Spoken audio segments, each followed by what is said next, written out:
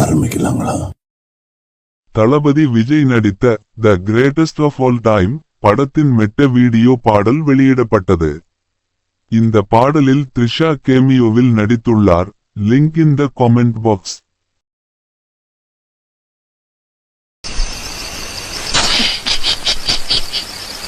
எனக்கு அவர் பார்த்தா சிரிப்பா வருது.